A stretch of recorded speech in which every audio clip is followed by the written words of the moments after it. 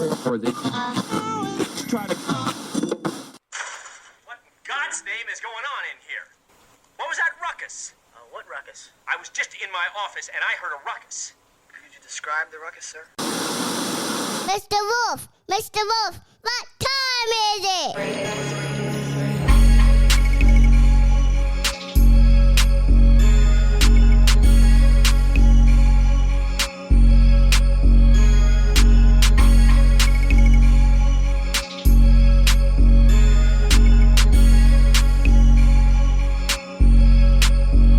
What up, though? It's your boy Low Gross, also known as Big Papa Skeetar, and this is episode 415, asterisk, of Inaudible Ruckus podcast. I got my cousin Free all the way from the Bay Area, and then I have my dog Smilez from way back in the day. Y'all remember him? Y'all remember this guy? What up, though? Shoot, man. What up, y'all? Man. What's going on? What's going on? Glad to be back. Yeah, like you said, Thanos. It was like a Thanos stab. It was like, oh snaps, 2026. It was just 2024. Right. Yeah, Smilez, we got blipped. What, Smilez? You're married. What? Y'all both got 2 kids now. Huh? What? When did this happen? Man, life, bro. I made a like a little vlog thing, and I was like, man, I think I checked out somewhere around the Kendrick Drake beef was the last time. Remember when we did that show up in Dallas? Yeah. Wasn't that sometime around that? And I was like, all right, peace, I'm out.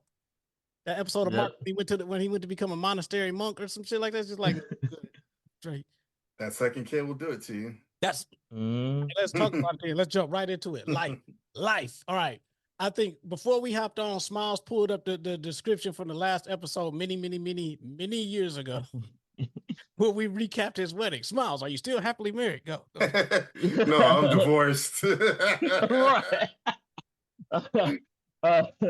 No, well, it's like since then I've been a year married now. I'm now officially a year in the books. We just recently celebrated our anniversary. We went on a cruise. Shout out to Neezy for hooking us up and getting the whole cruise thing set up for that. That was an amazing experience. My first time on a boat. Second time out the country. First time was like Toronto, so I don't really count that, but it's been great. Now we're on to talking about furthering the family. You never know about it in the 2026. I might be sending that text like, hey y'all, guess what? Free, you know what that is. He be shooting the club up. Like he letting that mother fly like a I don't think the world is ready for baby Smilez. Hell no. He about to where's the baby? Wifey just got the little joint taken out her arm like a month ago. Oh, okay. They ready. He like Uncle Marvin in Power. The target is lined up. All you gotta do is shoot the shot. Right. Just get it in your crosshairs. Right. Loaded and ready. Yeah, because she had me go with her to her appointment, and her doctor was like, "Oh yes, finally, that's great." She was like, "Let's go, let's take this out." She was like, "What are y'all trying to get started?" She was like, we just started talking through. She was like, "All right." She's like, "Let's put on the books for you to follow up with me by the end of May, maybe early June if nothing's happened. All right." She was like, I forgot you live in Texas. They don't be caring what y'all got going on when you have kids. Just have a kid. Right. Yeah. Right. Pump that baby out. Pump out. Yep. Keep going. I was like, I thought you said she only want to meet with you like once a year now. But as soon as she said baby, she was like, oh no, look, we can find some time on my schedule. Let's book you for the end of May for to see where you're at, just in case nothing's happened yet. I told Free that. Remember, Free, we was talking about that during COVID, man. Babies is big money. Big money for them. And well, actually, no, never mind. That's a whole different take for another time. But it's funny you talking about having one, but I'm about to make sure I never have one again. So snip. Yep. Hey, yeah. Edward Scissorhands over here. Man, a couple things. So shout out to you, Smilez, because I'm pretty sure had you been podcasting, it probably would have dampened the first year of your marriage for real, because then you would have been running around interviewing all these artists, and then they would drop nothing. They was never gonna hear from them again, or the ones that did pop. Next thing you know, you're getting a shootout in a club, trying to do an interview or some shit. Like, you know how it go. Me and Smilez have been in some places like trying to pod to do this shit. It was like, bro, like we could have died here, but all right, we cool. You know what I'm saying? So, Yep. so shout out to you for prioritizing the marriage, though, man. Especially early on. You know what I'm saying? Getting through the year and all that, and then taking the next step. Now, I want to cut over to because like the thing is, when you go from none to one, it's a big leap. As y'all saw when we was going through that progression before, going from 1 to 2. Talk to us about that. I'm always tired. I'm always tired. Yep. I was off today. I thought I was gonna sleep in for a little bit and then just kind of relax. And then I realized, you know what, I got other stuff I got to do. So day offs turn into checking things off your errand list and things like that. And just trying to be on the same page with Christian about what she needs to get done. Okay, do I need to take the baby? Oh, and also I'm still at a stage where my baby doesn't fuck with me. So every time I get her, she has to be screaming in my face. So Yep. we haven't got to that point. She's better. She's getting better because I have her in the morning. I take her to daycare. So in the morning when it's me and her, she's chilling. But if her mom was anywhere near close, oh, she's going bad on me. Yeah. You're So like, I do not fuck with you. I want so her all day. right. So I try to be patient and just be calm, try and get her to calm down because Christian deserves to be able to do what she got to do without having to carry a baby around, On you the know, hip. for 20 out of the 24 hours. But a lot of times it ends up like that anyway because Right. she's just at that point. And plus, we're breastfeeding Mackenzie. You know, Miles is formula fed, so I think that that's an extra dose of connection between her and the baby that when it's disruptive, Oh that's no, for sure. For yeah, sure. she's Okay. not feeling it. That's why she's not feeling you at all. Yeah. And it's tough because you want to give your wife that relief, but it's like our part of it don't kick in until like toddler, and then really it don't kick in until like preteen, high school. That's when the real shit kicks. We the fun dad all the way up to a point, but then our Right. worldly knowledge kicks in, and we become the sage watch. Yeah, we'll see, son. If you keep your hands up and protect yourself at all times, then you'll be mighty on the playground. Yeah. And then it's not only just to give her a break. It's like I want to chill with my baby too. I want to just sit down and have her and hold her, and then we chill and goo goo gaga, all that stuff, peekaboo, all that stuff. But then no, it's like okay, I'm chilling 2 minutes, I'm looking at my mom. I'm just gonna stare at her like you don't see this weird man holding me. All right, I'm screaming. All right, I'm about to scream. You I'm don't see about this weird man holding I'm me. about to scream and ruin it for everybody. And I'm done now. You know what I'm Yeah, saying? and then on top of that, we have a toddler that runs the household. So that's Do he also be looking at her weird when she get the screaming? He be looking like, he's huh? just like, Daddy, my sister is crying. Like, yeah, I hear her, son. So free, are y'all experiencing the like is Miles like is he jealous like of the attention that Mackenzie is getting? Because No, one thing is so not the kind of the the same. the Like, the blessing is that he has not been jealous at all. If anything, he's probably been a little too helpful. Like I okay. have to kind of tell him to like chill out, get out of her face, don't grab her Yeah, arm yeah. like that, don't hug her like that. You're It's putting the all your tale body of two weight on her. extremes. Yeah. Chill. I will say the thing we have noticed, there's times where he's a lot more emotional. Okay. Like he'll if you know we're trying to like tell him not to do something, we'll tell him to stop, don't do that. You know, certain times he'll get emotional. I want you to pick him up or sit with him or lay with him. I don't think he doesn't understand that nowadays you got to sleep in your room every night. It's not Right. like, oh, because someday when before she was born, we'd alternate. Okay, you slept in your room tonight, you can sleep in the bed with us the next night. You can't do that anymore because we got the baby.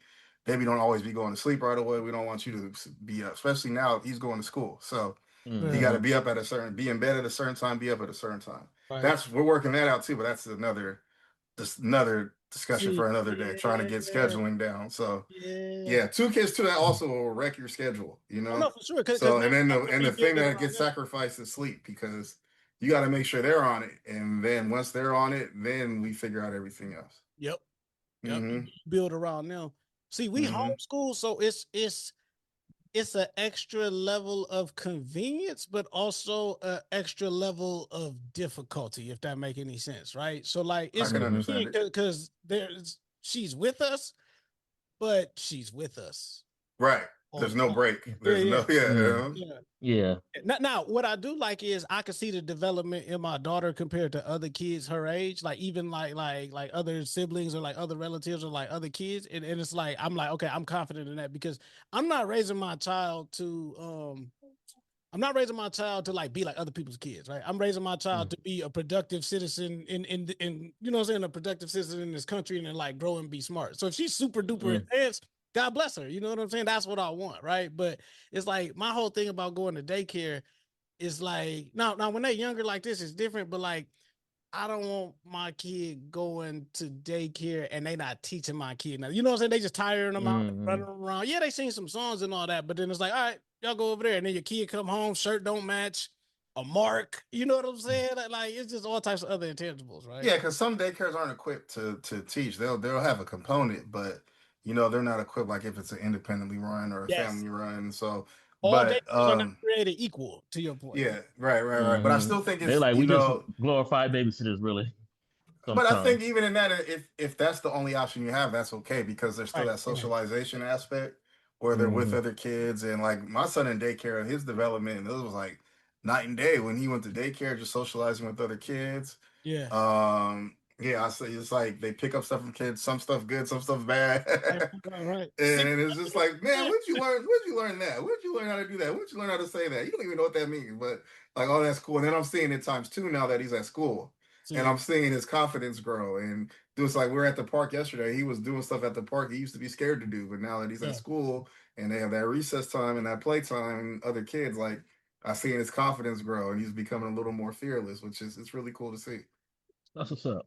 The fearless aspect in the kids, I think, is the most important piece, right? I think, we know better. So we like, oh, no, stop doing that. Stop doing that. But like, well, again, if it's dangerous, I'll discourage it. But when they being fearless, like you said, and they doing something, they being brave about it, I try not to step on that. I do it, like, even when I see it starting in my son's son, like, I'm like, nah, I'm not going to make him stop doing something just because I'm nervous about it. Like, I mean, we gotta be honest too. They don't listen anyway, so it's like we could tell them to don't do that, and they're gonna keep doing it. My son runs around with slippery socks on this hardwood floor all the time, busts his ass 2 to 3 times a day. I tell him to stop. You're gonna really hurt yourself one day. Does not listen. So hey, how is it with and I ask you this too, right? Because I know you're a social worker, you're and a therapist, and your wife is an educator. How much of that impacts on like, because what I'm getting to is like a lot of the stuff, daycare or not, happens at home, right? And it's a constant like loop of just knowledge, whether it be what you teach them at home, which should be like the heavier weighted part of it, and then the curriculum they teaching them at school. How much of like you and your wife's occupation and like y'all life callings, because like y'all been doing this shit for a minute, how much of that do y'all like factor into the like development of your children? I mean, I think there's positives and negatives. Like, I mean, for me, I'm not. I don't try and bring what I do at work home at all. Honestly, I just think it's giving me a mindset to where I don't have to raise my son in a way that culturally they say you're supposed to. Like, I'm not pushing. Oh, you got to wear blue. You got to wear green. You got to wear this. You got to play with trucks. You got to play with dinosaurs. That's just stuff he naturally gravitated to. Yeah. Like he tells me his favorite color is pink, and it doesn't bother me. Like, okay, you dipset then. You little camera. It's all good. Yeah, right. It's all good. I don't care. So yeah, I don't like. So I'm not discouraging him from certain behavior at a young age because I don't think it's going to be an issue, and it's probably going to pay off in the long run because he doesn't feel stifled.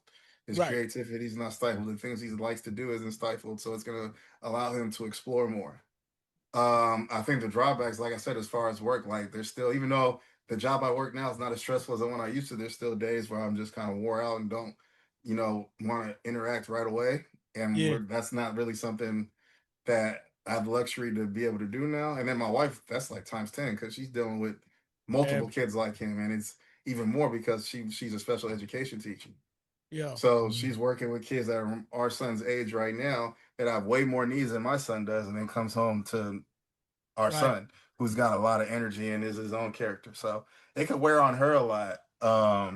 So it's just we try to balance each other out to make sure that we don't get to a point where we were snapping too much or things like that. Right. But those days happen. It's natural. It's gonna happen. Well, I always say the time frame from the time you pull into the garage, the driveway, in front of the house, in front of the apartment or whatever, and you walk in, I always say, man, you got to just take a little time for yourself, right? Because And Smiles, you too, right? Even early in the marriage, your energy, we are entering into the space where our energy and what we carry sets the tone for the entire house, right? Like our wives, yeah, they had a thing, right? But like for the most part in a household, like your energy sets the tone, and everybody else is going to play off of what you bringing into the house. And to Free's point, it's you tired. It's tough. You already, you know what I'm saying? You just trying to get your own mind and start spinning before you got to have everybody else. But you just have to just find a way to make that shit work, bro. If you want the shit to be like happy. Now, if we want to go back like how they was in the 80s, shut up. Let me drink my beer. I'm going out back. Don't talk to me for another 4 hours. And then like by the time you done chilling and decompressing, everybody sleep. And then you want to know why your kid's not talking to you. You know what I'm saying? Like I've seen that where it's like, and I'm sure Free, like this will happen for us as we get like deeper into our fatherhood journeys. But like they say, like, you know, let's say you got a teenager and you pick them up from school. Hey, how's practice? How's this going? They don't want to talk to you. Right. But then at night, when you trying to, you know what I'm saying, watch the football game, it's Thursday night football and all that. Hey, dad, real quick. I want to, and then they just got all this energy. They bouncing all over the living room. And you're like, well, nigga, like, what happened earlier today? 6 hours ago, I wanted to hear Tom Brady call him. But like that's what I mean about you just have to shuffle it around to like and acquiesce to kind of what they need. You know what I'm saying? Yeah. You're not on your time anymore. You're on their time. Yeah. You know? Yeah. And then you try and find pockets throughout the day to have your time, you know, whether it's 20 minutes here, 30 minutes there, an hour here, you know. It's going to be cumulative. You got to like. Right. Yeah. You watch 30 minutes of your show here, you finish the rest later, or you wait till everybody's sleeping and try and watch something or play video games or watch a movie, and then you fall asleep. Nah, hold on. Right there. That's why we haven't been potting. That's if y'all want to know the honest to God truth, why we have not been potting, who got time to watch, read, or listen or talk about anything? Right. Amongst us. I know the podcast, the media people that ain't got shit to do all that, like, sure. But like when you have a full-time like life like this, and I'm going to you, Smile, because like how the hell do you have time to like catch up on all the music, watch the shows, this and that? I don't even talk about it. Like I've noticed Smile's been quiet about stuff too. I'm like, he probably not doing nothing, but his hours be crazy. He be sending stuff still like 4 or 5 in the morning. I'm like what is your job again? Oh yeah, because are you a vampire hunter? What do you do? I work midnight to 8 now, so I was like, I work that third shift. Oh, that's not bad. I've worked a shift like that before. It's not shit's actually not terrible. Like, you know. But even doing that, it's like I may have done like even the fraternity stuff. I may have done one thing in like the last year. Oh, you're not super alpha no more. You're not super alpha no more. Man, you can't be banging this stuff, man. I was like the most is like in our little group chat, I'm the one that still sends out like, hey, happy birthday everybody, or hey, like happy, you know, anniversary for your crossing or whatever. I'm like the one that keeps everybody like talking and letting everybody know. But you the chapter historian then. You the chapter historian. Nah, he's the pace setter. Oh yeah. So living up to your moniker. Yeah, but other than that, like I haven't been to a meeting. I ain't been to an event. Like, cause like during my free time, like during the days, like I'm sleeping half the day, or I'm doing like my other little side gigs, and then on the weekend, because my wife works at a school Monday through Friday. On the weekends, it's like I give all that time to her, and even during the week when she gets home. Sure, you are. And then even like during the week, I've had to learn like even though I have to be at work at midnight, I get up like 11:30. If she gets home like 6, 7 o'clock, I gotta give her at least about 30 minutes to an hour of like time. Even though I'm like, I really want to be going to sleep right now, but it's like no, I gotta remember because the other day I was working my regular job. I was doing Amazon gigs, and she was like, "Can you cancel your last Amazon gig?" She's like, "I ain't seen you since last night." I was like. Damn, so somebody didn't get their package? Right. Nigga was waiting on that PS5. It did not come. Small, but then like my man's from Mad TV, the UPS guy. Yeah, and then on top of that, she just like, yo, I don't need you like crashing and burning because you working like crazy. She's right. She is right. She is right. I told her, I was like, you know, if it was still single me, I would have did that shift. And she was like, oh, I know. she was like, but you got to remember, like you got more to live for than just money. She's like, whatever you think we need to get the money for, it'll work itself out. She was like, I like you need her. rest. Yeah, I was about to say I you got like a her. good one. You got a good one.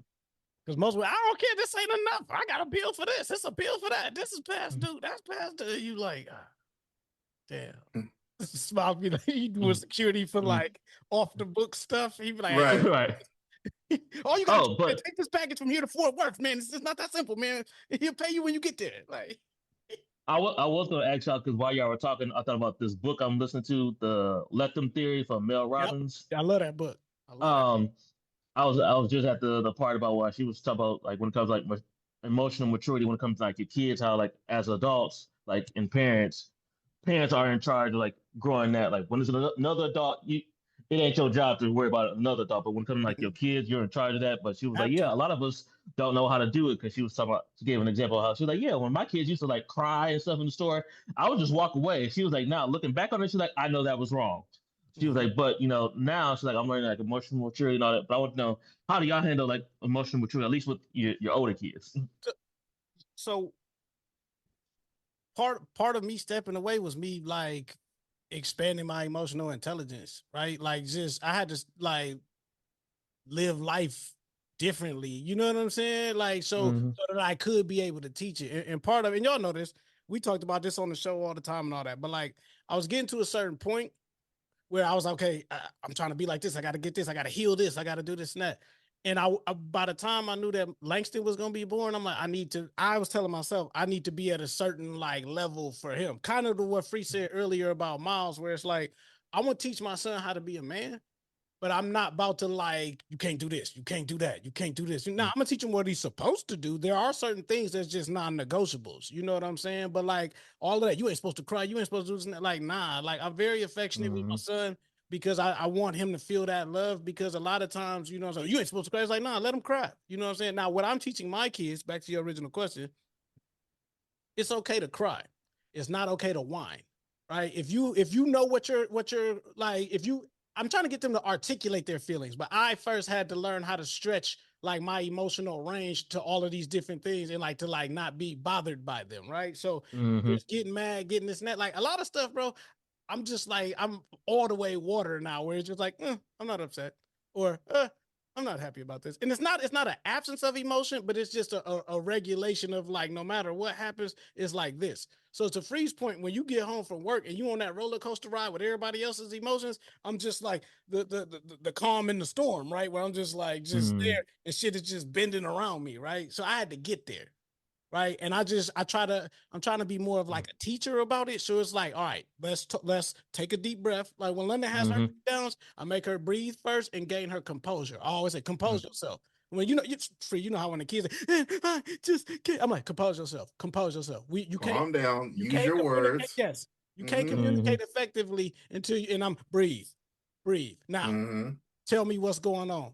And tell me why you feel. And from there, it's just asking a bunch of questions. It's just being super inquisitive. And then not only asking a bunch of questions, but as you get better at it, and as I'm getting better at it, it's asking the right questions. You know what I'm saying? And then going from there. And then they say, oh, you don't have to explain yourself to a kid. Sometimes you do have to. You Because do. they don't understand. They don't know. Oh, London will So tell it's you. like, there's a reason I'm telling you, no, you can't do this. And here's why. And that's the teaching in it, though, because if you just tell them no, they're not going to tell you certain things because they don't want to hear no. But if they're not understanding why, then, you know what I'm saying, they're not connecting with it. So it's like, well, I'm just going to do this anyway. I don't care what my parents said. They're not fun. And it's like, nah, like, and like sometimes you got to let them fall so that they understand. This is why I said get down. Cool. Yeah, because I definitely thought about that because I was listening to that earlier in the audio book and I was like, I want to ask the guys about that when it comes like emotional maturity with their kids. Well, because here's the thing, right? We talked about being a teacher. You remember for all 400, whatever of them episodes, right? We was on here, we was dropping knowledge, right? And again, when you dropping knowledge to the public, they can either pick it up or they can put it down, right? It don't matter, right? But when it comes to your kids, like you are shaping somebody's like basic instinct. Right, you are shaping like how their thought process, their pattern, and their foundation for what they do, like for how they grow and cultivate into a person. You know what I'm saying? So I challenge myself just to be a little bit more like, not a little bit, but like to be more intentional and to be more on the ball with what exactly I'm saying and how I'm conveying it. And to Free's point, you gonna snap. You gonna have some what the fuck? It's like, Daddy, don't use cuss words. You know what the fuck I meant. Yeah. Like, Right. It's inevitable. now I will say this. Remember when we was building up to having kids and all that, and we was like, we gonna see if some of these like remember Free was doing a dad cast and all that, and it was like, oh, we'll see if some of these parental takes, like, you know what I'm saying, still hold weight. I stand by every last one of them. Okay, these kids are crazy, and they need crazy parents to help them. Yeah. These kids don't listen. That's number one with the book. Soft parenting don't shit. listen. Nah. You need some of that 1988. You know what I'm saying? You can start like that, but if you're not getting results, then it's kind of doing the same thing repeatedly and not getting a different result is insanity. So the belt. Get the belt. We putting belt to ass. Not for real. But yeah, that was low. That wasn't Free who said that. Just enough to scare him. But no, I do. So I will say this: we've been working. We tried the talking. It was working for a little bit. Started to sway and go a different way with everything. Got the belt going and this and that. It worked for a little bit. The most effective thing is time out with a lecture. That has been the most effective thing so far in the past 5 years. Like, yeah, I think especially with these kids like their devices and stuff now, for taking away privileges is super effective. You know, you just got to deal with them like sitting in their room in the corner crying like they're a redheaded stepchild. But if you got the patience to deal with that, then you're all good. Free, you gotta sit in the room crying. No, stand in the corner, stare at this wall, repeat these 3 things, whatever the infraction was. I find three things for them to, like a mantra or whatever. Stand at the corner for 2 minutes and repeat this over and over again until you understand the lesson. And you better not move. Put your hands to your side. None of that fidgeting. None of that. I can't stand there, and repeat it to yourself over and over again. Think about it, and I'll be back. Remind me of Bart Simpson right. I was thinking about that too, like over and over again. Well, because to Free's point, and again, I did try to whooping thing. They do need to be popped sometimes. It just is what it is. I'm not saying savagely beat your children like some of the beatings that we got back in the day. No, but they need to understand that there's a penalty for disobedience, right? Because even now in these times, and you know this now too, Free, when you out and about, people are snatching up kids is running off, all types of things, right? I need you to listen to me and respect my authority, because sometimes the instructions I'm giving you may be life or death. Yeah, because me and my wife talked about that. Any of that, like, because she was like, she's like, I believe in the little pow. She's like, especially when it comes to safety. She's like, if what you're doing is something that can cause you to be unsafe, I need to give you a little pow so you understand. I did that for you to listen and understand. No, I did this for a good reason. You need to pay attention. You need to look, whatever I tried to tell you. If we, you know me, my Detroit senses, right? If we out and some shit going down, and I'm like, hey, come here. No, Daddy, I don't want to come here. And I see some shit happening. Hey, no, come here. Like the other day, some shit was happening. It sounded like some shooting was going on outside, like close. And I was like, I said, hit the lights. I said, go in there with your mom. And she, I don't want to go in there with mom. I'm like, you don't get your ass done. Go in there with your so I can see what's going on. Like, it was crazy. But yeah, it's, you will know your children, but I think that there it has to be some type of, like, you got to lay some type of foundation and some type of groundwork down with them. So because that stability and that structure is what they may not think that they need it, but that's what they need early out the gate. And I think that's what's going to shape them going forward. But you can't teach structure and all that to your kids if you don't have no structure or nothing for yourself. And I think that's one of the things that even when we was playing back in the day, that we was trying to get to, of like, what are the things, or how do you set your life up in a certain way? Because once you do it for you, okay, cool, that's good. But to Free's point again, now it's all flipped on his head when you introduce children and multiple children into the equation now. And you got to like reverse engineer your whole shit now. Like, man. Yeah. All right, we got to move on, because like, look, short episodes, man. We got kids to get back to. There's kicking the dough in and shit. All right. Next thing I want to talk to you about.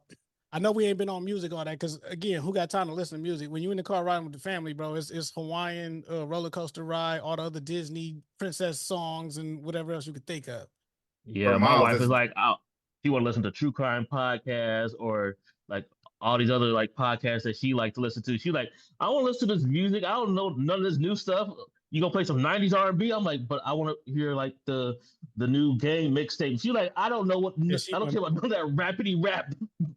I don't care about Wally's new album. Damn, deal breaker. Like, you can get out there.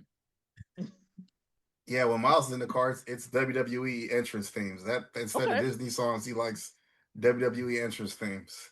Hey, Wait till Mackenzie, until it's her turn on the ox. Then you get it. right. K-pop Demon Hunters, Daddy. Oh yeah, Miles loves that shit. Hey, them shit slapped though. I was like, man, they overhyping this shit. I And they got watched beat. it. No, they got beat. Yeah, I watched it. Yeah. I'm like, man, my little soda pop. I was okay. Yeah, I was like, we this watched shit it is with getting her god sister's daughter. I was like, this Yeah, I'm go like, hard. all right, I see what the hype's about. Golden, go. right. They know what they doing with these kids, man. Mm-hmm. But I asked that because, and this is big, right? J. Cole is dropping the Fall Off on February 6th, so coming up, right? This Friday. Yep. Now, long anticipated, right? So J. Cole, now again, I've been out the loop, y'all. So remind me. J. Cole initially, like, he kind of helped push this beef shit into motion because of like how what was it, first person shooter? I think with the song or whatever, that kind of, it didn't set everything. I mean, we all know if you've been really tapped in, and we don't have to spend a lot of time rehashing this, but if you've been tapped in, Drake and Kendrick have been having a Cold War for like 10 years. Yep. So first person shooter just kind of brought it up to the forefront, really. And then like that is what set everything off. Got you. Mm-hmm. I say that to say, everybody was mad at J. Cole for gracefully bowing out. And y'all know my history on this platform messing with J. Cole, even though everybody forgets when I got on here and apologized and conceded and made amends and all that shit, nobody cares, right? But when it happened and I was active and all that, I did say J. Cole might have single-handedly saved hip-hop by doing that. And again, I said we wouldn't know until the dust settles truly how impactful it was that he decided to do that. But now we about to find out, right? Because I feel like hip hop after this whole beef thing happened, I'm not gonna say it went to a standstill, but like all the like heavy hitters just kind of just went radio silent, right? Mm-hmm. And what I'm interested to hear, beef aside, to Free's point, we ain't got to rehash none of that. It is what it is. What I'm interested in, I was interested in even before the beef jumped off. For this era of Big Sean, J. Cole, Kendrick, Drake, whatever, right? That whole like generation of music. A lot of those dudes, we followed them from their like underdog success to them being successful, and then they got to a certain point, and then we didn't hear from them no more. Right? Not like that. We seen them and stuff, but like they stopped making music. Big Sean, all of that, or like Big Sean's last one. A lot of them were rapping from a place of I've accomplished all my dreams, but what's next, right? And I feel like that was important because a lot of the music that we listen to is always the underdog story, it's the hustle, it's the grind to the top, but nobody ever talks about what happens after you've accomplished your dream. And that's something I was living in real time. So I was interested to see like Big Sean's album, and I wanted to hear how Cole was talking about it and how some of these other guys, even Kendrick talked about it to a certain extent before the beef shit, right? But like, how is it, what is life like after you got all the money in the world, you got all the acclaim, you got everything, but then now you're trying to get your sanity and your peace of mind in order now because everything that you had to go through to get it. You know what I'm saying? That's what I want to hear, like from a music standpoint. I ain't listening to see, did he fall off? Is he still any good? Can he do? We know the nigga can rap.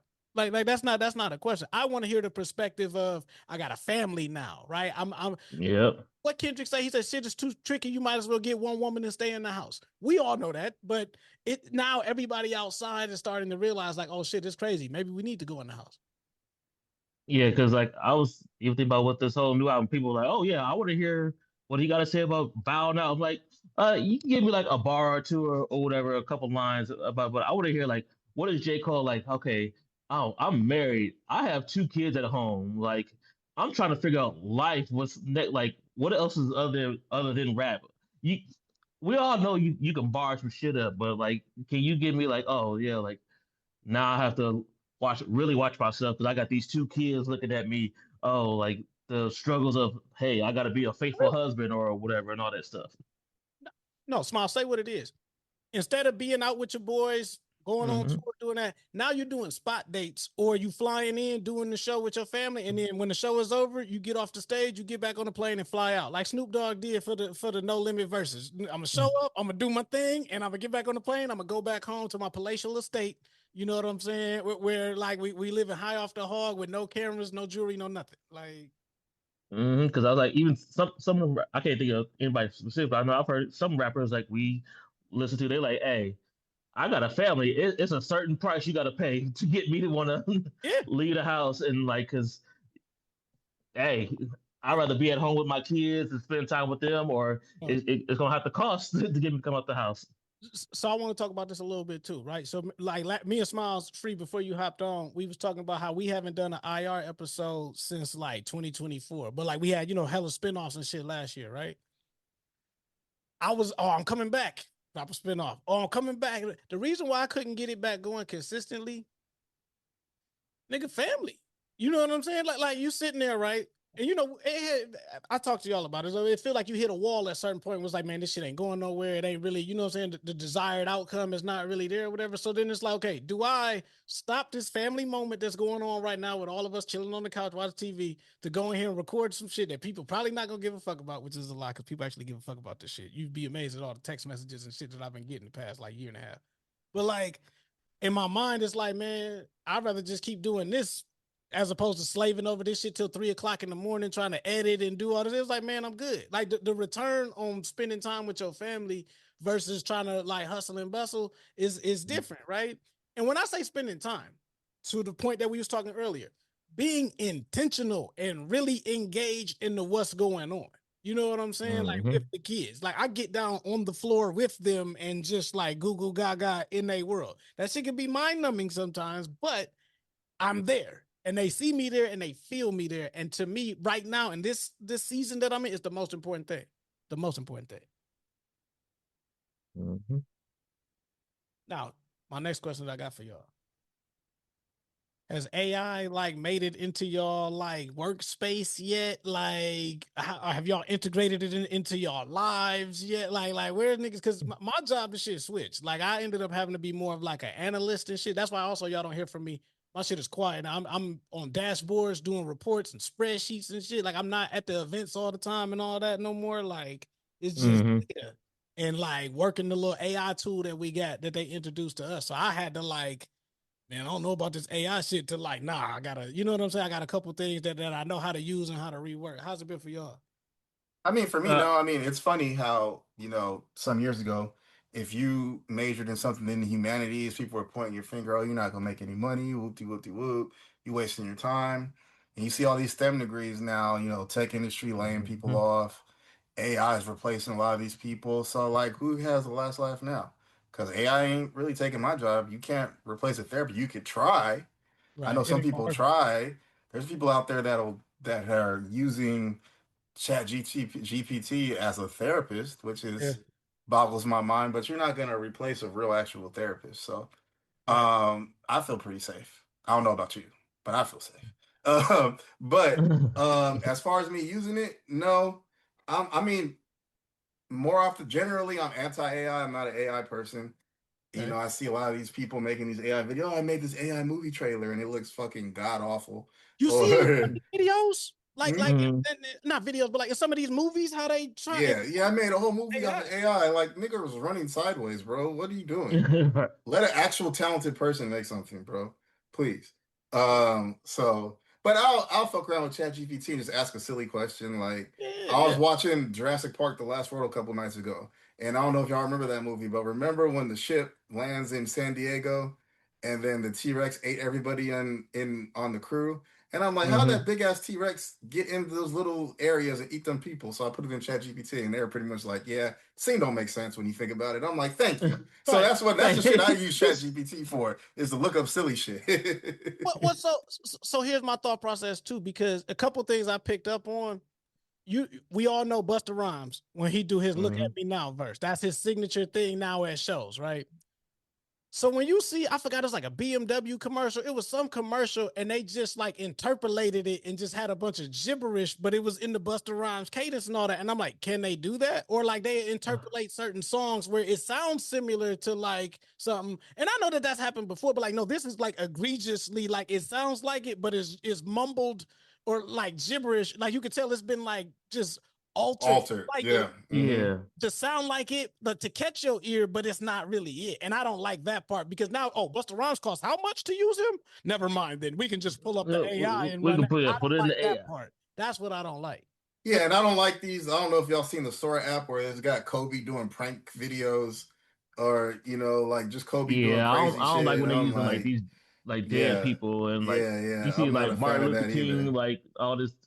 Yeah, I already. I'm Do I'm y'all not a know what? fan of that You know why I don't like being on social media anymore? because everything people using AI for everything, or people can't tell the difference. People can't tell the difference. I hate. Mm, Is this real? I hate that shit with a passion. And It's like if you have to ask 9 times out of 10, it's probably fake. I will say what I thought was AI that turned out to be real. What got posted on the IG Instagram where dude literally getting his wig pushed back. I thought that was AI. That shit really happened. yeah, mm, yeah, that But he blood. won the fight yeah, though, so who got the last laugh? yeah. I was like, at least he won the fight. Yeah, Hey, and also another thing that people overlook when it comes to AI, it's horrible for the environment. It uses up a bunch of water. Those computers that power these AI ah, platforms use up a bunch of water and energy. It's terrible for the environment. These last couple days in carbon. LA, it's been like in the 80. It's been like 80 in January. People are like, oh, it's so nice. And it's so nice. We're Global generations from warming. being extinct. Like people, let's keep that in mind.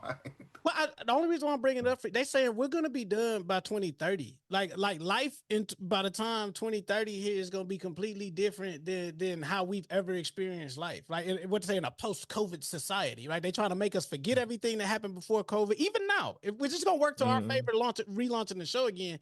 But like if you think about it, everybody doing the 2016 challenge, right?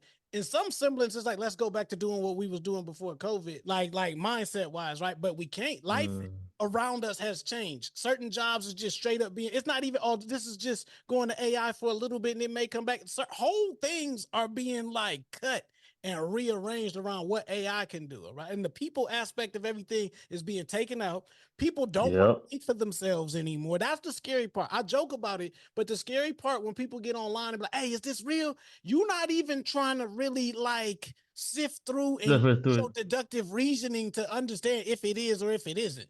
You know what I'm saying? You let an AI Mm, platform that's still flawed. A lot of these programs are still in their infancy, Yes. so they're mm-hmm. still flawed. The reasoning is flawed. It's still being programmed by a human. So, like, yeah, if you use it as a crutch, then it's gonna eventually numb your brain, like you said. It's Yeah. gonna turn your brain into mush. If you use it as a tool, I can see where it has some uses. Yeah. But I'm not gonna be one that's prone to overusing it or relying on it myself. I believe what you said earlier. I don't believe, like even with me, because I've had to this past year and a half. I don't think that my job will be replaced by AI. Because again, like a therapist, people can go in and put marketing stuff into AI all day and come up with stuff, right? It'll make you a marketing plan, right? Here's the thing. My skill set and what I've learned, I'm good at it already, but what I've really, really gotten good at the past year and a half, I know how to activate information, right? You can say, AI, make me a production schedule, do this, that, and the third, right? And it'll just give it to you, right? How you gonna do it? And for again, some people, the people who are putting that stuff in are like, all right, well, I don't know how to do this, or I don't know how to do that, or what should I, how do I, and who do I reach out to? I can help you with that. You know what I'm saying? Because I Mm-hmm. know how to use AI to extract what you're trying to do and activate that information that you got from it, right? So I try to find way in the marketing space that way. But yeah, you don't designers, you know what I'm saying? All of that, you don't need to pay all of that money anymore because you could just go into AI and do something. Now it's gonna look creepy and you're gonna have to like really like work it to get what you want it to look like. But to some people, that's worth it more than spending $400, $500 getting a logo done, right? And so that's where it's catchy in that industry wise. But you know, it's all in how it's being used. I think when it comes to stuff like that, I think AI is allowing untalented people to feel like they're talented. Yeah, Yep. And that's kind of a scary thing. But I well, also think it'll that was the backfire. internet before AI though. I mean, yeah, that's true too. But I think, and then like you just said, it'll eventually backfire. So balance will come eventually. yeah.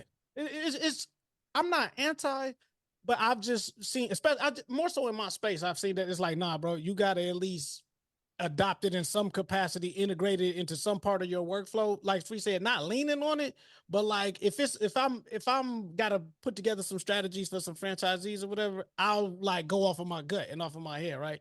But if it's like, all right, I done did like 8 of these, and then they got a new project they want from me, I'm gonna throw that shit in AI and then just put that shit in my own words. That's kind of what I was doing in college anyway. Like, you know what I'm saying? Like, I mean, shit. If I need to optimize my calendar, then okay, I could see AI using that. If I needed to come up with a treatment plan for a client, then no, I'll do that myself.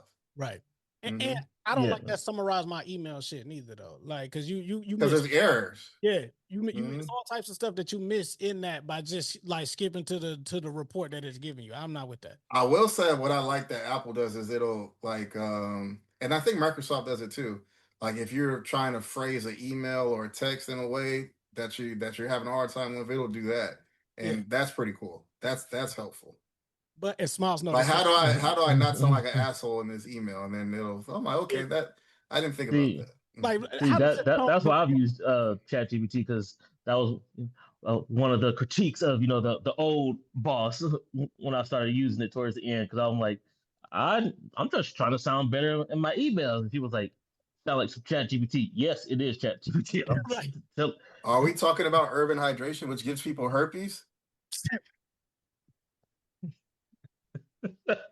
I didn't leave that. I didn't forget, Smiles. I didn't forget. Urban hydration, dick do what? But which is even more funny, because I seen a post one day prior, like a year and a half ago. They were talking about like, oh, try to learn how to use the AI or ChatGPT. I'm like, oh, the stuff that you said that you didn't want me to use. Hold on, Smiles. Hold on. In their defense, because you had a knack of just copying that shit, like putting it and copying it straight from there and dropping it in. Because we even said it in the group chat, like your descriptions for your episodes, like all of your stuff. It was like, this is articulate as hell. Smiles, you use ChatGPT, and you like, yeah. So it's like, bro, you didn't give it your voice at all. Anything. It sounded straight up like ChatGPT. So did you copy it and just straight, or did you copy it and then reword it some to make it sound like you wrote it? Regarding the That was allegations, my early days of ChatGPT. Yeah, I was just copying and pasting. And that is the problem, because 20 motherfuckers is just like you, nigga. and regarding the allegations on it's the urban fact that they didn't hydration, want me to use it at all. Like, I'm trying to get better, y'all didn't want me to use it at all. Now you're like, oh yeah, let's embrace it. Use it. regarding the allegations on urban hydration, it's allegedly. Don't sue us. Allegedly. Allegedly. They don't listen to this show, do they, Smiles? Are they even still in business? I don't follow them about it. Allegedly. Yeah. Oh, well, guess what? No, fuck it then. I don't give a fuck. Nigga, do something. Like, oh, I forgot to tell you. That's what we own this year. I don't give a fuck, nigga. I said, look, when you sponsor your own show, I'm not trying to get picked up in this. The old me, oh, let's get a network. Oh, let's do this thing. I still got the Adidas deal, and I don't give a fuck, nigga. All right, tone it back down. Back in the box. But no, I don't go like because I remember you was bumping into people. Oh, like what y'all said on the show. Oh, I ain't like we said. Don't make me know. Never mind, dog. What you gonna do about it? Like, but yeah, and plus, I don't think they got a podcast anyway. They're not listening to shit. Yeah. So they typically try to keep employees. Before we get up out of here, I got a couple quick hits, but I got to get Free riled up real quick. It's my favorite thing to do. Let's do it. My absolute favorite things to do. Free. How do you feel about ICE and immigration, like and the immigration laws and everything that's going on? And then also, how much of this right now is not our business, but could possibly turn into being our business at some point? Go. I mean, number one, fuck ICE. Number two, you can't be illegal on stolen land. You live in Texas. You guys live in Texas. I live in California. What was Texas and California before Manifest Destiny? Mexico. Thank you. Mm-hmm. So, and what they're doing, I mean, they look like stormtroopers, man. It looks like Nazis. Literal Nazis are in different cities across America doing whatever the fuck they want with impunity. And the crazy thing that I'm trying to wrap my head around, these aren't even police officers. Right. They're not even really highly trained, qualified people. They're scraping the bottom of the barrel and paying them 10 times, like I think twice as much as what the police force is offering them, like a signing bonus, and just giving them a gun and let them go. Right. And then we surprised that they're shooting people and just stupid shit like that. So it's terrible. And it sucks that it comes to this where now it's white people getting killed with impunity. When we tried to tell y'all years ago, like, hey, if y'all don't if y'all don't get involved, once they come for one of us, they're gonna come for all of us, and look where we're at. And that's the But answer Free, to your next Superman is part question. of ICE. Who the fuck said that? But that I was gonna hold on. I was gonna say they looking at black people because again, everybody forgets. I never forget anything, right? But everybody forgets, and they like, well, why aren't the black people speaking up? We'll see what happens when they do that to you. And we like, man, They been. yeah. That's 500. And then number one, black people are speaking up. We keep falling into this design pattern of putting different minorities against each other, underprivileged people against each other, oppressed people against each other. We don't all have the same experience, but we all have the same oppression. Yeah. And we keep falling into this trap where it's like, oh, it's not black people's problem anymore. Who are the people that are getting out of Minnesota? They're not all of them is Hispanic Latinos, a lot of black folks.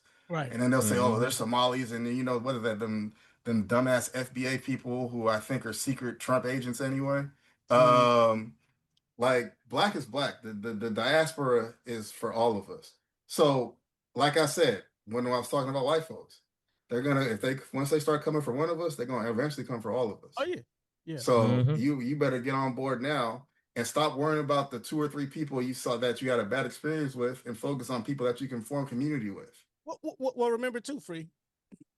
And this also, again, we got to get back, and that's what I want to do as we continue to like start this back up again. But we got to get back to having the real conversations. When you found out that like half of Twitter, the conversations that we be like, oh, like going 50-50 or arguing for this and that, like in a relationship and all that, like all the different arguments that we just constantly keep regurgitating over and over again, being farmed by non-black accounts. It's like stuff that's over in other countries that's just like, and that's why I was so thankful I never engaged in that stupid ass shit, because we saw the pattern a long time ago. Oh yeah, and not bringing that shit on here, because it's like that's not getting us nowhere. It keeps us in the same loop over and over again. And people, it's like every 6 months it's the same conversation.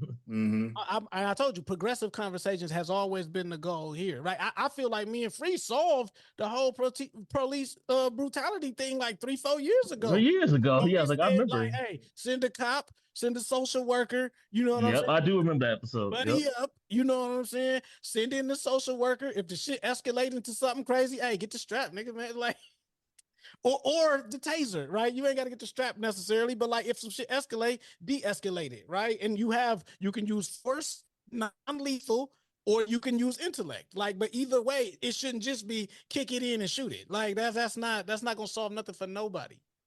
You feel me? Like at all. But I'm with you as far as like, and I said this offline, but I guess I could say it on mic. I feel like, bro, this shit is the 80s all over again. Like all over again. You swap Reagan out for Trump. You swap crack out for fentanyl. You swap Uzis with Glock switches. Like all of this shit is the same all over again, man. And our people, we just have to be vigilant and make sure that our people do not make the same mistakes that were made back in the 80s. Right. And that's, we have to maintain our togetherness. We have to maintain our community. And I'm saying black people, but then also all people, to Free's point. Like we all have to just stick together, because that's how the powers that be win, by dividing everybody and then sectioning us off and then turning us 100%. And my thing is like, you can't say you're pro-black if you're not pro all oppressed people. You're not pro liberating oppressed people across the world. You know, not just in your backyard, not just in your family. Because if all of us aren't free, then none of us are free. Right. Yeah. It's as simple as that. Okay, Martin Luther King. Look at that. Black History. Yeah. Oh, right. Black History Month. We could go on this rant another day, but I don't like what they're doing to Martin Luther King Jr.'s legacy. No, talk about that. You know, and I think people are trying to say that he was. I mean, the saying he soft, that's been a thing for years, because people think Malcolm X is cooler because he was edgier. When if you really read about Malcolm X, he got softened up before he was killed. His eyes were open when he went to Mecca. The roles switched. Yeah. And Martin Luther King became an anti-capitalist, damn near, depending on how some people will call it, a communist. You know, anti-war, anti-government, anti-capitalism, and that's what got him killed. And then you're seeing people, like I saw an argument like, oh, he was a Zionist, and you know, he wouldn't have been. He said, I feel I've led my people into a burning house. Burning house, yeah. Oh. Yeah, so now we're using excuses, oh, if you're not pro this, then everything else you did doesn't matter, which is ridiculous. Or they were like, oh, he was getting money from the government because, well, he was a reverend. Churches are tax exempt. No Right. fucking duh. Yep. They are rewriting history because stuff is slowly getting pulled away. That's why you got to read books. We went to Yes, a cheap please, yes, bookstore read. and we Read bought. It read was a book. it was like it was a book on Harriet Tubman. It was a book on I think Charles H. Drew, and then it was a Martin Luther King book, and we bought all of those so that we could teach London about it because Yeah. I'm going to teach my kids Black history. Her school gave her a bunch of Black history books that we were reading with Miles. So I'll probably do that again this month because that's what we were doing last They February. gotta know, man. They gotta know the heritage, bro. Like it's just, and it's not like how it was when we was growing up, right? And I feel like we are. Free, you got the shirt on, but like I know you from the town, and your roots and like your peoples and all of that. I know you was hip to that, like for real, for real. I know what your path has been leading up to this point. Like you really care about like helping the youth and helping the community and shit. Like we got to get back to that. Right, everybody like is losing sight of that, and I'm not just saying like you said, it's not one on one because like I'm always about my neighborhood, my family, right? But overall, the revolutionary shit got to be taught because they are taking this shit out of schools. Like Martin Luther King has become a footnote to some of these younger kids, right? I'm talking not the kids. I'm talking about the 20-year-olds in the 18-year-olds. Oh yeah, facts. And then for the longest, we were using celebrities and athletes and musicians as proxies for the leaders we had in the 60s. And they ain't holding. And we can't. I mean, we never should have relied on them, but we definitely can't rely on them now because they're all slowly but surely being bought and paid for.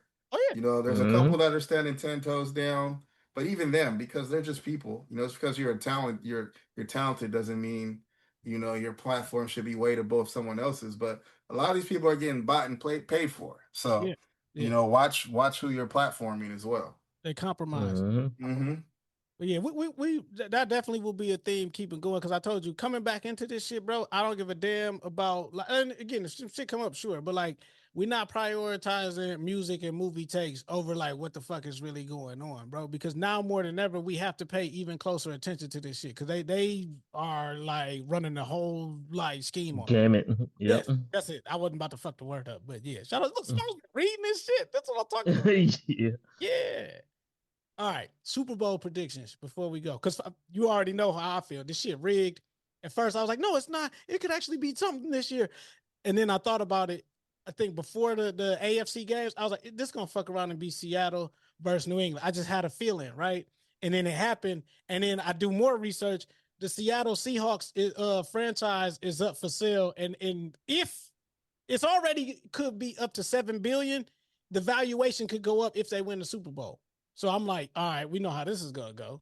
Now, I got Seattle just because I'm always going to pick Seattle in this, even if I don't know none of these niggas on this team except for my dog, your favorite free, Kenneth Walker III. Conehead. Head look like a damn kidney bean. That hate. Man, fuck them. I was praying for a meteor to hit Seattle last weekend. It was a good game, but I was praying for a meteor or Bane to walk out. You want the power station at Santa by the Levi Stadium? I hope they got that shit cranked up. Crank that shit all the way up. Turn their hamstrings to jelly. Turn their hamstrings to jelly. ACL tears all through the stadium. Like yeah. I mean, but I'm going to England, number one because of pure hatred. But number two, I think Seattle's getting too much love because outside of their defense, they're not really that good. Offense, they have one good receiver. Kenneth Walker has been balling. That nigga morphed into fucking prime fucking Le'Veon Bell in the playoffs. No, but I was about Kenneth Walker though. This is Josh Jacobs' year. We're like, because this is a contract year for him. He's gonna fall off the cliff next year, and I like him, but just how we've seen it go for other guys, Saquon, Josh Jacobs, Derrick Henry, Le'Veon Bell back in the day. Like you have one of these, Jonathan Taylor, you have one of these seasons, and then you just fall off the map, bro. Well, fall off the map on Sunday, please. Yeah. But yeah, I think Seattle's getting a little too much love. I've been telling you all season the Rams defense is overrated, and they got carved up by Seattle. So I don't think the Rams were that good. The Niners were we were on our last breath. Like, so I mean, yeah, they stopped us. I'm not even gonna sugarcoat it, but I mean, shit, we fucking barely made it to that bitch. So I'm not overly impressed. Everyone talks about Seattle's schedule's been, I mean, New England's schedule's been so easy. I'm not overly impressed with what Seattle did. Sam Darnold's a good story, but as usual, if you pressure him, he will fuck up.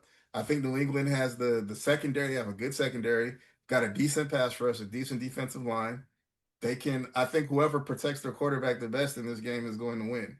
Question for you. Question for you. If Sam Darnold wins, does he automatically get catapulted into elite status? No, fuck no. Okay. I think he's put together a few good years, but I'm still not. I don't think he's like elite. I don't think he's a top 10 quarterback. I think he's just in the best A situation very for him. serviceable quarterback. Right, right.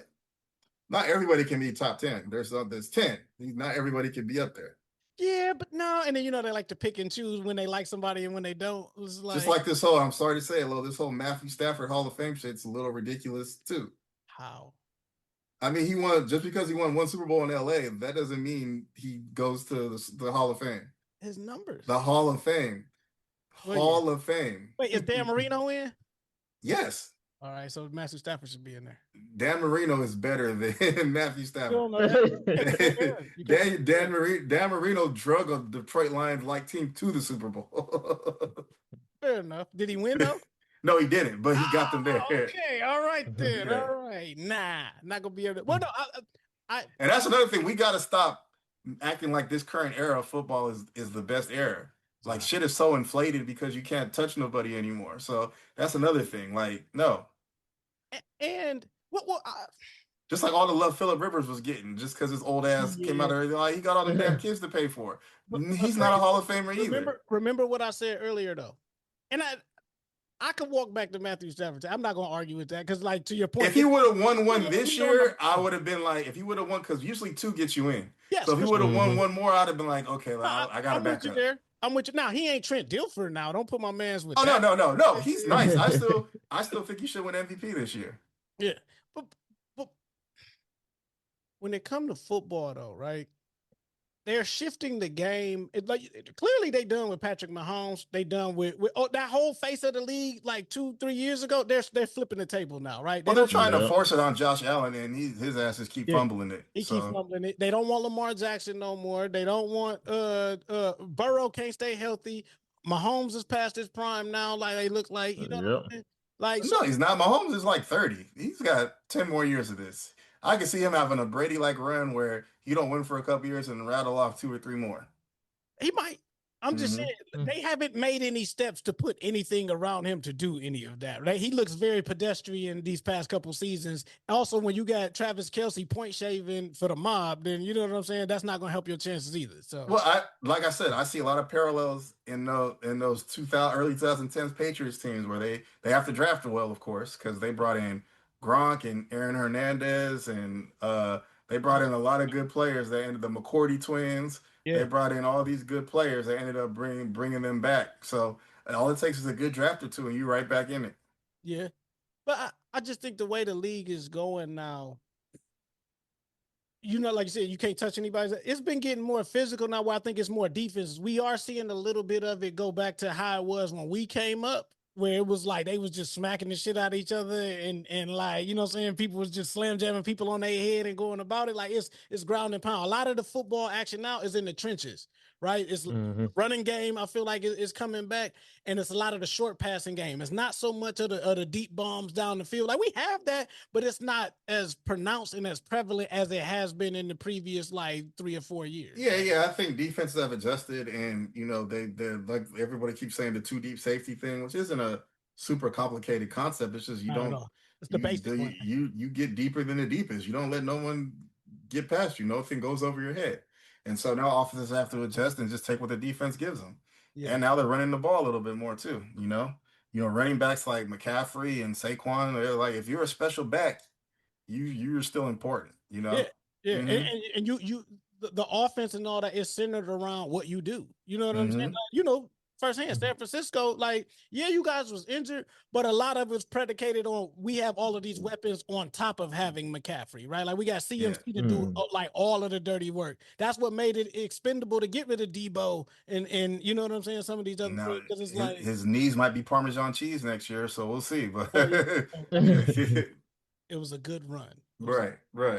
He had a good couple years. Mhm. Miles, who you got? Because your Cowboys didn't do shit. You know what I'm saying? Oh yeah, I caught it at the beginning of the season. I'm like, yeah, we ain't gonna be shit all season long. So, but I was choosing Seattle just because when I played, I'm like, hold on, they've been dominating for weeks and no one talks about the media, but for some reason they want to talk about the Cowboys every week. But Seattle was out here just running off wins. I was like, I know I don't watch like ESPN shows and sports shows, but I was like, I hear little clips here and there. So I'm like, I ain't hear I ain't hear none of these dudes talking about Seattle at all, but they want to talk about the Cowboys and all these other teams that aren't even in it right now.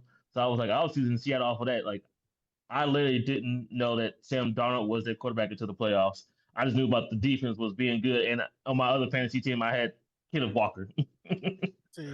We might need to exclude Smiles from these sports Yep, conversations yep, in the for future. sure. That's what it's just gonna delete that. All right. Yeah. I will But say that. other than that, it was like I really just didn't want my homie K, to live down in Houston. He's a Patriots fan, so we all our teams are out of the playoffs. So we're like, hey, we just want Seattle to win, just so he can be upset. Yep, hatred. Let it feed your soul. I'm salty that Detroit didn't go. I'm salty, but I understand. So I'm not like, oh, how could they? I feel like, and I talked about this offline. I'm just bringing it up here because I was right. I was fucking right. Because everybody got excited with Jared Goff, and they're like, oh, Jared Goff. Jared Goff has peaked. He hit his ceiling. But Jared Goff was not the reason why we were good. We were good because we had an offensive line. This year, you saw what happened when we didn't have that same stellar offensive line, right? Not to say that Jared Goff didn't produce, right? But the thing is, he didn't have all day to throw back there. He's not mobile or agile enough to adjust and do those types of things. And then also when it comes to like getting hit or like throwing an interception, he's not resilient. He's the type to like get hit or like something bad happen and he just curls up and it's a compound effect. That's what you saw towards the back half of the season, right? Mm-hmm. Also, kind of what the 49ers dealt with, we had injuries. On the defensive side, it's like we had carryover from the previous year. And I told y'all this, Aaron Glenn is not a good coach, right? He probably for the wow factor and but schematically, no. Nigga. Okay, because he exactly what he did in New York is exactly what he did in Detroit. And there was legit no difference between when Aaron Glenn was there and when he left. We was the same team and we didn't address that. Okay, I don't know if Brad Holmes is gonna like, you know what I'm saying, get aggressive again. And he's like, no, we're gonna stand pat and see what's what. We need to sell high on some people, right? And we need to so here's where I'm at. You could go about this two ways. It depends on who you value. We can't have two of everything forever. We got two wide receivers, two tight ends, two running backs, whatever. You gotta let David Montgomery go. I think they've already pretty much said he's gone. I would trade Laporta because he's been injury prone. Let that man go. Oh yeah, he's talented, but trade for some picks and put him on and get some defensive help. And then you have to make a decision. Do you keep St. Brown and build on him and let J-Mo go? Or do you keep J-Mo and let St. Brown go? I would keep St. Brown just because he's a little more versatile. Mm-hmm. Yeah, so if you're forced to choose, that's probably who I would pick. But you got to pick. You got to do something. You cannot stay the way I'm speaking more so to our division because the trajectory of all the other teams in our division are trending upwards. If we can't, you know what I'm saying? Like we had our little 4-year run, and we remember when we talked about this, like, oh, the Lions look good. They finally playing the way, but that was a 4-year just, oh, this is great. And then now we got to go back to obscurity. I'm not ready for that. Yeah, because I thought this was gonna be their season after last year. Nah, I thought the one before last. When we did we lose to y'all free? Yeah, that NFC Championship game. Yeah, that's the one. Yeah. Mm-hmm. That one, and then when we lost against Washington, I'm like, come on, bro, how the fuck we lose against Washington? Like that would have been. It's those 2 times was our time. After that, I'm like, even this year, I'm like, man, maybe not. It was a tough schedule. Ben Johnson was gone, and it wasn't hitting. I don't think y'all are that far away though, because I'm not sure how sustainable Chicago is because it was really just Caleb Williams save us. Chicago on us, like Chicago's not that good. Caleb Williams, please save us. Their defense is ass, but you know if they can strengthen that defense, they might be scary. But until then, I think they're vulnerable too. Yeah, we're gonna see though, man. You know how I go, and we talked about this all the time. The turnover rate in the NFL. Every season is so different from the last. Yeah. So we'll see. We might get an easy schedule, and Jared Goff end up being MVP next year. I'll eat that. Right. If I got to, I will, but I don't see it. Because I don't. If you knew anyone that's picked Patriots, Seahawks, they're a fucking liar. Nobody saw the Super Bowl. Yeah, no one saw it. Like, I said it was as a scenario halfway through, but I didn't pick them. I was like, it would be. I was like, I wouldn't be surprised if this happened, but I ain't necessarily like picked them flat out. That was not Right. I'm not. Nah. But I started to see the tea leaves. You know what I'm saying? As it went on, I'm like, oh, I see what they're doing here. They about to give us the trilogy that we did not ask for. We didn't talk about this trilogy because to Free's point, and I was joking. Other than Kenneth Walker the third, I don't know nobody else on their fucking team, and they trying to compare them to the LOB and all that. I'm like, we know Sam Darnold, we know Kenneth Walker. There's a couple Leonard Williams in the on defense. There's a couple of them, but for real, DeMarcus Lawrence. But other than that, like, these is not notable names like how the Legion of Boom was. Yeah, but they all function together as a union. They're a bunch of dogs. Mike McDonald he's up there. Him and D'Amico is probably like the two best defensive head coaches in the league. Yeah, so they're a problem. Yeah, so we'll see. And I was gonna say that's another reason why I want the Seahawks to win, just because DeMarcus Lawrence people like, hey, see, told y'all I was gonna leave the Cowboys and go win a Super Bowl. How about them Cowboys? Because that's what everybody does. They leave the Cowboys and go on. He literally said last year he didn't want to leave, but he knew he would never win a Super Bowl there. And the next year he's in the Super Bowl. Yep. God bless that man. Right. All right. Anything else before we slide out of here? Man, no, just good to be back. Good to see y'all. Good to talk to y'all. We talk on text, but we ain't seen each other in a minute. So it's good to see everybody. Yeah. Everybody's healthy. Hopefully families are healthy. Oh, yeah. Please. Look like I got more gray hair than last time. Yeah, see, man, you know, I'm just recently hitting my last year in my 30s, so got some stuff cooking up that might be exciting. So we'll see what this 39th year has to offer. What Free about to do? Free quit his job and sell drugs. That's what it is. Finally. Send it. Humboldt County, send it. Pac-Man. No. But yeah, all right. It's been another episode of Inaudible Ruckus. Y'all make sure y'all subscribe on YouTube, Patreon. You know what it is, man. We love y'all. See y'all next time. We out. Peace. Yeah, we out. Hey, Pata.